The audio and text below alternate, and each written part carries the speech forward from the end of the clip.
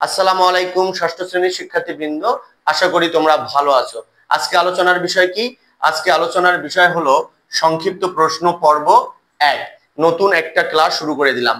তোমাদের পরীক্ষার মধ্যে সংক্ষিপ্ত প্রশ্ন থাকবে 15টি, দিতে হবে 10টি, আর একটিতে 2 মার্কস করে, অর্থাৎ 10 দুগুণা 20।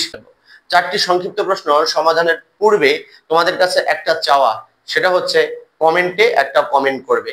তোমাদের একটি কমেন্ট আমাকে আরো ভিডিও বানানোর উৎসাহ জাগিয়ে দেয়। তাহলে চলো সংক্ষিপ্ত 4টি প্রশ্নের সমাধান করে ফেলি।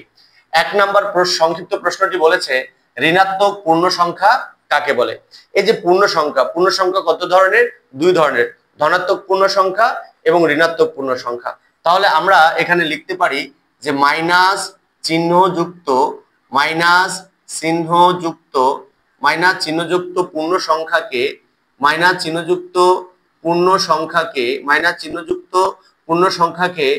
ঋণাত্মক পূর্ণ সংখ্যা বলে।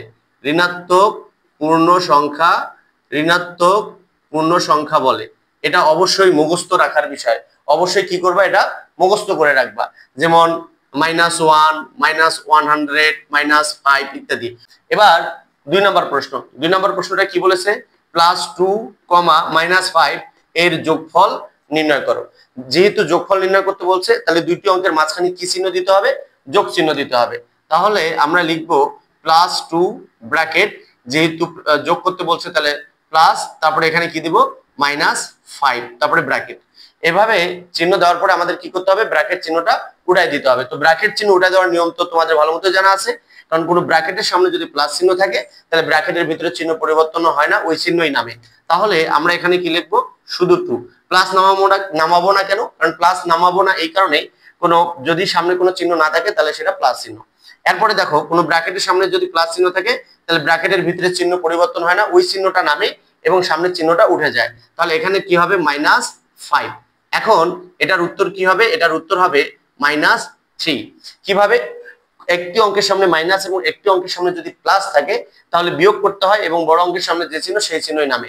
যেহেতু 5 এর সামনে মাইনাস চিহ্ন, 2 এর সামনে প্লাস চিহ্ন, বড় অঙ্কের সামনে মাইনাস চিহ্ন, এই জন্য আমি মাইনাস চিহ্নটা দিয়েছি এবং বিয়োগ করেছি, তাহলে -3। আশা করি বুঝতে পেরেছেন। এরপরে বলেছে -2 থেকে -2 বিয়োগ করো।